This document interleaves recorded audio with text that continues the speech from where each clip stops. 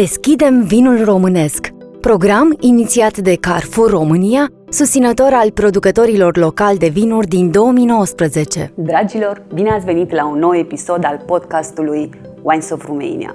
Acest podcast este inspirat de programul național Deschidem vinul românesc, iar alături de mine am un invitat special care ne va împărtăși din curiozități, trenduri și foarte multe povești din spatele cramelor din România.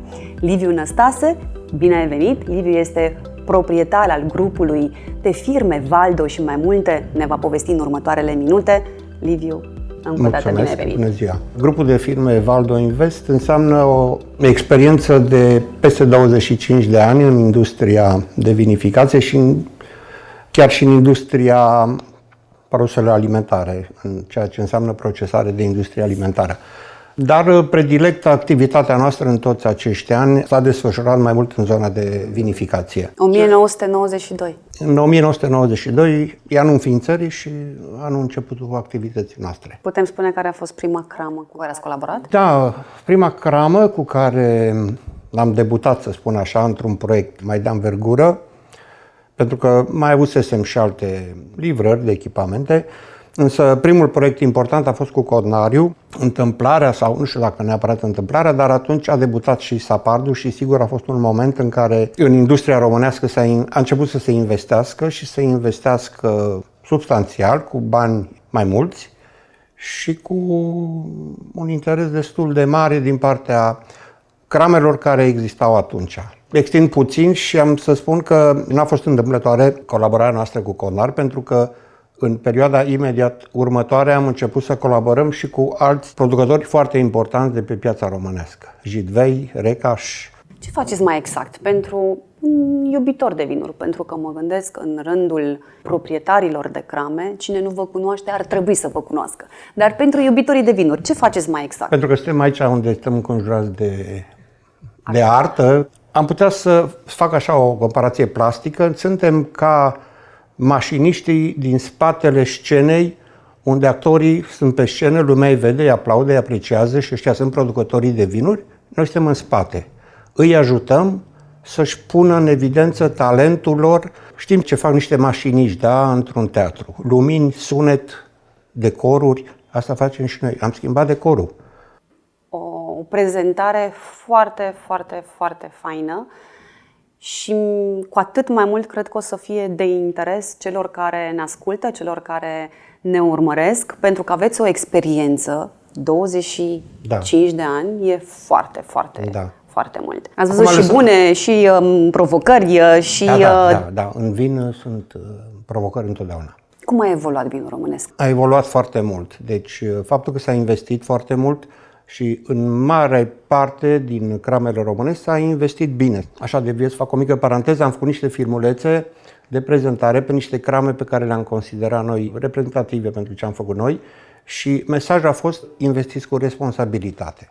Așa cum sunt și mesaje: consumă vin sau alcool cu responsabilitate, fii responsabil, și în investiții trebuie să fii responsabil. Ce înseamnă să investești cu responsabilitate?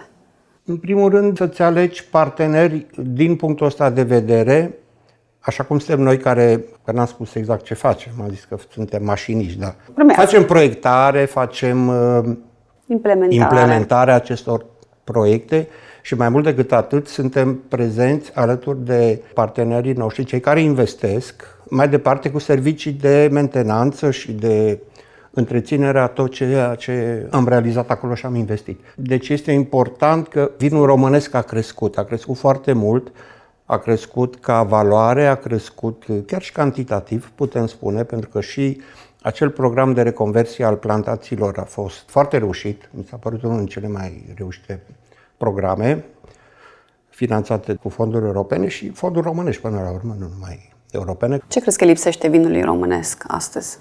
Îi lipsește o mai bună și mai de substanță prezentare pe plan extern, să spun așa, deși producătorii se duc la târguri, la tot felul de astfel de manifestări, la concursuri, se iau și medalii foarte multe, așa este, dar cred că trebuie făcut un program mai coerent, mai de substanță și aici toți trebuie să pună umărul, nu numai cei mari și cei mici, poate și autoritățile. Este atât de mare nevoia promovării, atât pentru țări mai puțin cunoscute cum este România din punct de vedere a producerii vinului. Dacă pentru italieni, pentru cei din Franța este importantă promovarea, pentru noi este de 10 ori mai importantă, pentru că nu suntem cunoscuți ca fiind țară producătoare de vinuri de multe ori.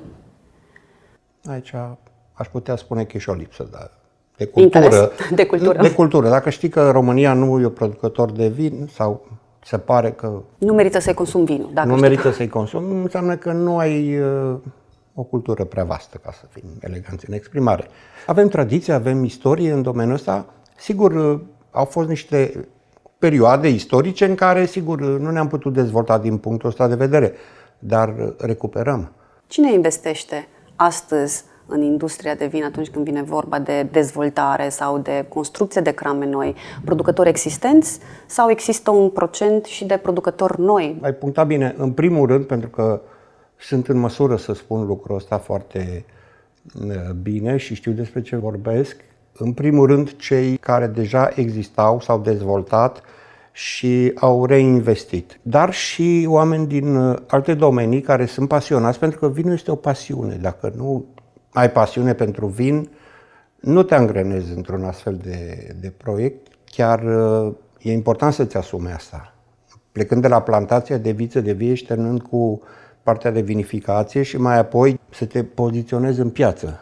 Toate lucrurile astea cer timp și bani. Și atunci sunt oameni care au putut să investească cu bani din alte zone. Având în vedere că ați văzut efectiv din spatele scenei atât modul de a lucra, valorile producătorului, felul de a face business. Care este o cramă, prima care îți vine în minte, cu siguranță sunt foarte multe, care ți-a adus satisfacții, așa, cum să zic? Principalii producători, și îi amintesc din nou, Codnari, Recaș, Jidvei, dar am avut provocare și pentru crame mai mici, tip butic, unde poți crea mai mult, pentru că noi facem proiectare, creăm, da, sugerăm investitorilor să facă tehnologia într-un anumit fel. Și atunci, sigur, ai mai multă provocare să-ți pui pe masă experiența pe care o ai. Și avem experiență. Dintre cei mari am înțeles, mai mult sau mai puțin sunt cei pe care și iubitorii de vinuri îi cunosc. Și dintre cramele mici sau una dintre ultimele îmi face plăcere, să amintesc de crama Pandora din Vrancea, care este o cramă tip butic. Poate avea și sunt convins că va avea în timp valențe turistice, pentru că valența turistică în lumea vinului e foarte importantă. Trebuie să o percepem bine, să fim foarte atenți. Știi foarte bine, în țări Italia, Franța, Spania, componenta turistică e foarte importantă, foarte, foarte importantă. Și atunci și genul ăsta de crame trebuie să devină niște repere pentru ceilalți, pentru că are o valență turistică foarte importantă. Îmi vine în minte ce ziceam mai devreme, investește cu responsabilitate. Da. Cred că și aici se potrivește foarte bine. S-a investit cu responsabilitate, este un tehnolog cu ceva experiență, nu mai e dintre cei foarte tineri, e tânăr, dar are foarte multă experiență. Nu-i dau numele, dar pot să spun că a venit de la Alira, s-a retras acasă, a găsit și niște investitori cu care se înțelege foarte bine și i-au dat într-un fel libertatea de a crea, pentru că un enolog creează până la urmă vinul care să ne placă. Dacă tuturor. Printre cei care ne ascultă sau ne urmăresc au bani de investit și își doresc să fructifice fie un număr de hectare pe care le-au la dispoziție, indiferent în care regiune viticolă s-ar afla, având în vedere că stăm foarte bine din punct de vedere a potențialului, și nu știe de unde să o apuce. În primul rând, dacă am putea să vorbim de o anumită sumă, nu știu, ca să poți să te gândești la o investiție în lumea vinului, ai nevoie de minim câte milioane sau sute de mii de euro și pentru cât timp să te gândești că nu vei câștiga, pentru că este un business pe termen lung, așa cum spuneai și mai devreme. Funcție de, eu știu ce plantație are, de mărimea plantației pe care o are, sigur, putem pleca cu o evaluare, să zicem, de la 500.000 de euro și spre, 1 milion, 2, să investești și să aștepți cel puțin 3, 4, 5 ani pentru a începe să ai și performanță. Și pentru a scoate investiția, să zicem că investești 1 milion de euro. Încă mai durează. După cât timp reușești? Performanță, eu de fapt, ce vreau să spun prin performanță? Nu că după 5 ani te-ai și îmbogățit, ți-ai recuperat banii ăia Tu mai începi să pierzi bani. Nu, performanță înseamnă să ajungi să fii bucuros că ai scos un vin bun, cu care nu ți-e rușine să ieși pe piață. După sau cât timp? să-l oferi după 5 ani, să spunem. Okay. Trebuie să ajungi la o performanță de a face vin bun. După aceea, sigur, poate veni și câștigul sau recuperarea investiției. Dar performanță eu asta numesc, să faci un vin bun. Hai să te provoc un pic, dacă îmi permiți, Liviu. Cât este importantă tehnologia și cât este de importantă resursa umană, persoanele, enologii, oamenii din cramă care se ocupă și pun în practică ceea ce voi ați realizat din punct de vedere tehnic sau proiect? Sau... Sigur, mie, în primul rând, ca om care este implicat în ceea ce înseamnă proiectare și implementare de astfel de proiecte și prin formația mea de inginer, dotarea, tehnologia este foarte importantă. Este importantă că te poate ajuta să-ți realizezi programul tehnologic bine. E foarte important să ai igienă în industria alimentară, știm foarte bine. Deci nu ne mai gândim la vase vechi de polstip, de beton, ne gândim la inox de calitate.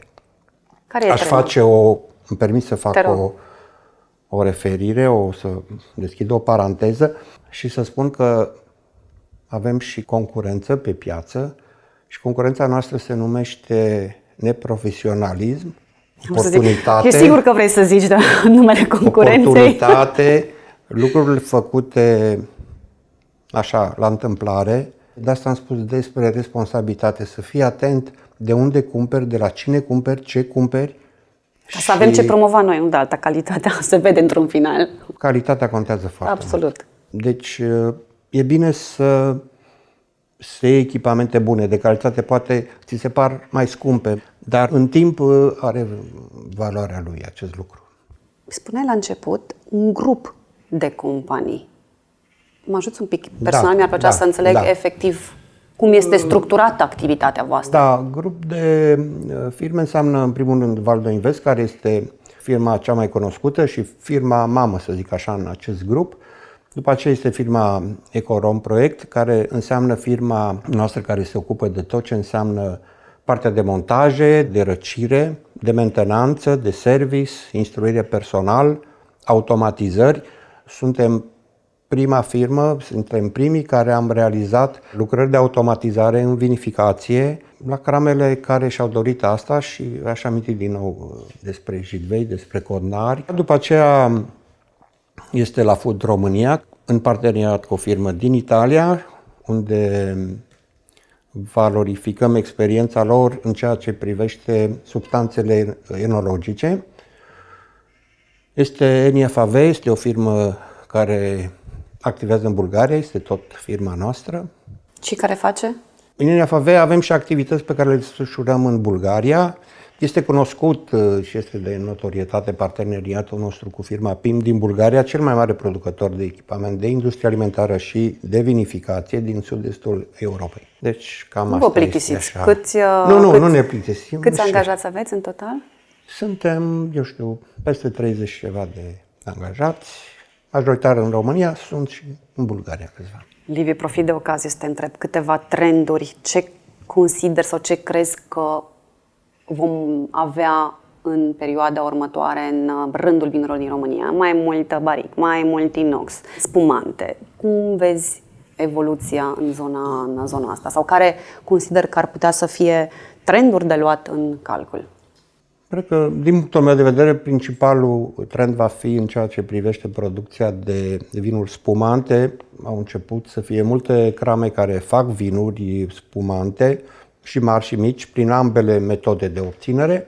Trendul este în creștere și pe piață, nu numai faptul că ei și-au propus să facă astfel de vinuri. Marea majoritate a acestor investiții în domeniul ăsta al vinurilor spumante am fost parte și am furnizat echipamente foarte bune din punctul ăsta de vedere, atât pentru partea de producere a vinului spumant, cât și în zona de îmbuteliere, știind că îmbutelierea vinurilor spumante este un pic mai specială, are o anumită caracteristică care îți permite să îmbuteliezi vinurile spumante.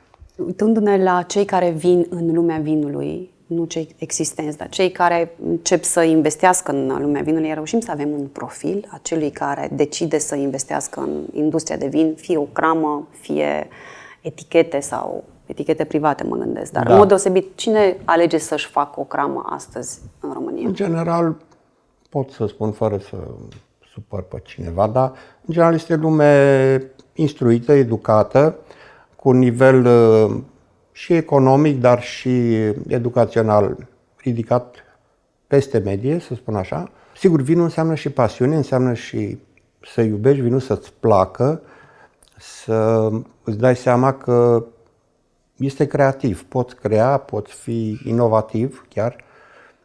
Cam ăsta este profilul. Cum vezi viitorul vinului românesc peste 10 ani de zile? Sper să și situația internațională să fie ok și să fie liniște. Îi prevăd un viitor bun, pentru că se vede, avem posibilitatea să facem vinuri foarte bune și eu sunt, cum să spun, optimist și în privința soiurilor românești, vorbind de binecunoscutele fetească neagră, fetească regală, fetească albă, care sunt vinuri foarte bune. Se pot face lucruri importante și de calitate, poate un pic cu mai multă atenție și mai multă pregătire putem să ieșim mai bine la export și să ne facem cunoscut mai bine. Deci sunt optimist. Bravo! Și mă bucur tare mult că ai menționat soiurile autohtone, care au nevoie de susținere și de încurajare. Așa e. Și chiar merită, pentru că sunt extraordinare. Foarte multe vinuri românești, soiuri românești, câștigă și medalii. De curând am participat la un eveniment la stațiunea Pietroasele, care e stațiune didactică a Universității Agronomice din București. Și acolo am putut degusta o fetească neagră, care nu de mult a luat un premiu foarte bun la un concurs la Berlin. Și, sigur, ne-am bucurat pentru ei și pentru calitatea vinului. Profit de ocazie să vă invit să urmăriți materialele video pe care le-am realizat în cadrul concursului Cel mai bun viticultor din România pe canalul YouTube Wines of Romania. Sper să vă placă ce am făcut acolo, pentru că rezultatele sunt extraordinare, oameni foarte faini și multe emoții pe care sper că am reușit să le adunăm cât mai mult în materiale video pe care să le urmăriți.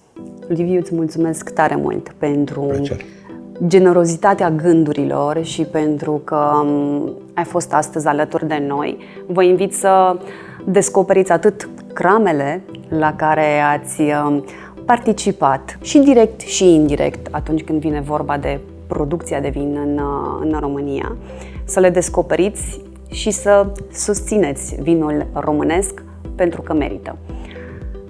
Nu pot decât să închin un pahar în cinstea voastră, a muncii voastre de până acum și mai ales a ceea ce urmează să vină de acum încolo. Noroc! Să rămână! Vă mulțumim că ne-ați ascultat, că ne-ați urmărit. Vă invit să vizitați platforma winesofromania.com, să apreciați și să descoperiți oamenii din spatele vinurilor românești. Ne vedem data viitoare cu un nou episod al podcastului Wines of Romania.